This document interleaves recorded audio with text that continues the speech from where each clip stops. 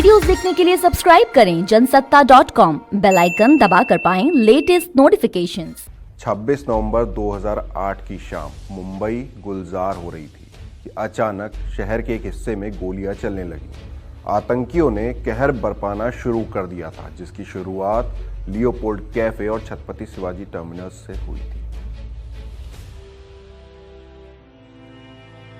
पहले तो किसी को यह अंदाजा नहीं था कि यह हमला इतना बड़ा हो सकता है, लेकिन धीरे धीरे मुंबई के बाकी इलाकों में धमाकों और गोलीबारी की खबरें आने लगी।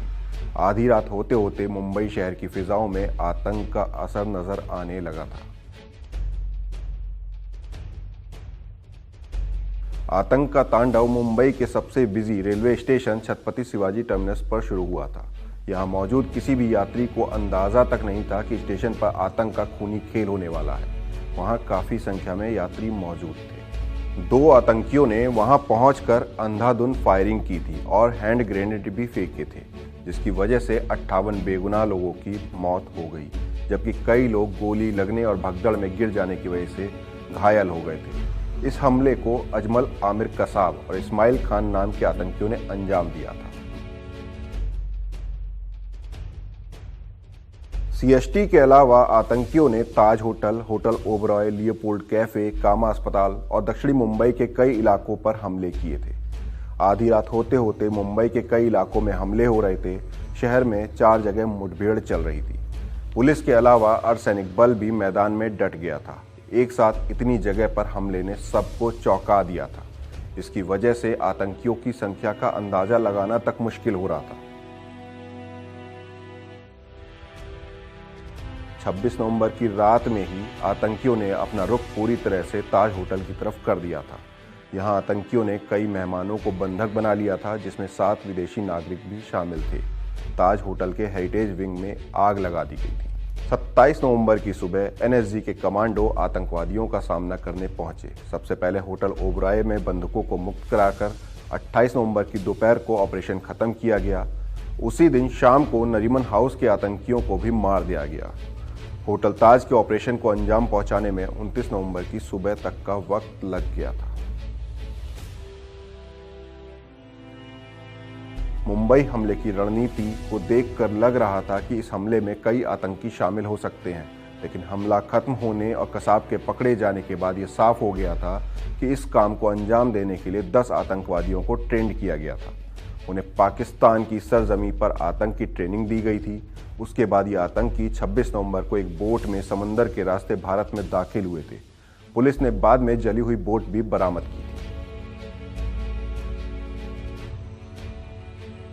मुंबई हमले में आतंकियों ने एक पुलिस वैन को अपने कब्जे में ले लिया था। वे उस वैन में घूमते हुए सड़कों पर गोलियां बरसा रहे थे।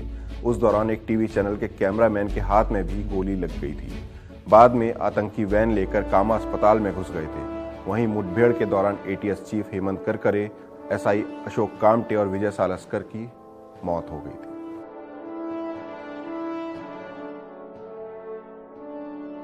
मुंबई के छत्रपति शिवाजी टर्मिनस में खून की होली खेलने वाला आतंकी अजमल आसिर कसाब मुठभेड़ के बाद ताड़देव इलाके से जिंदा पकड़ा गया था। वह बुरी तरह घायल था। बाद में उसने पाकिस्तान की आतंकी साजिश की पोल खोलकर रख दी थी। उसने मार गिराए गए अपने साथियों के नामों का खुलासा किया था। इसके बाद कसाब पर मुकदमा चला और उसे सजाए मौत दी गई। जांच में सामने आया था कि इन आतंकी हमलों का मुख्य साजिशकर्ता अजमल कसाब था। उसे 21 मई 2012 को पुणे की यरवदा जेल में फांसी दी गई। पुलिस के सूत्र बताते हैं कसाब ने अपनी गिरफ्तारी के 4-5 दिन बाद ही ऊपर जाने की इजाजत मांगी थी। वह उस समय मुंबई पुलिस की कस्टडी में था। मुंबई पुलिस के इंस्पेक्टर दिनेश कदम के मुताबिक गिरफ्तारी के 4-5 दिन बाद ही कसाब को लगा था कि मौत उससे चंद सेकंड दूर है। ऐसे में उसने अचानक हाथ जोड़ लिया और बोला, अब मुझे जाने की इजाजत दीजिए।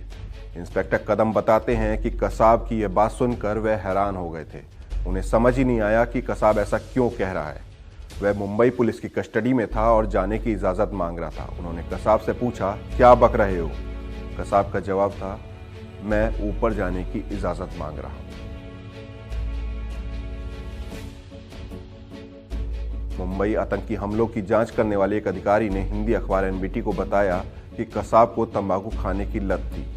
आतंक फैलाने की ट्रेनिंग लेने के लिए कसाब पहली बार लश्कर ए तैयबा के ठिकाने पर पहुंचा था तो उसकी तलाशी में गुटखे के पाउच निकले थे। यहाँ हिदायत मिलने के बाद ही कसाब ने गुटखा खाना छोड़ा था। अधिकारी के मुताबिक मुंबई आतंकी हमले को अंजाम देने के लिए कसाब को 21 दिन तक लश्कर के मुरीद कैंप में ट्रेनिंग दी गई थी। यहाँ उसका ब्रेन वॉश किया गया और भारत के खिलाफ भड़काया गया। भारतीय सुरक्षा बलों से बचने के लिए उसे करीब 60 घंटे तक भूखा रखा गया और पहाड़ पर चढ़ने की ट्रेनिंग दी गई। इसके बाद ऑपरेशन के दौरान 3 दिन तक भूखा रहना भी सिखाया गया। यह था करीब 60 घंटे तक चले मुंबई टेरर अटैक का लेखा जोखा। देश दुनिया से जुड़े बाकी वीडियो देखने के लिए बने रहिए जनसत्ता के साथ।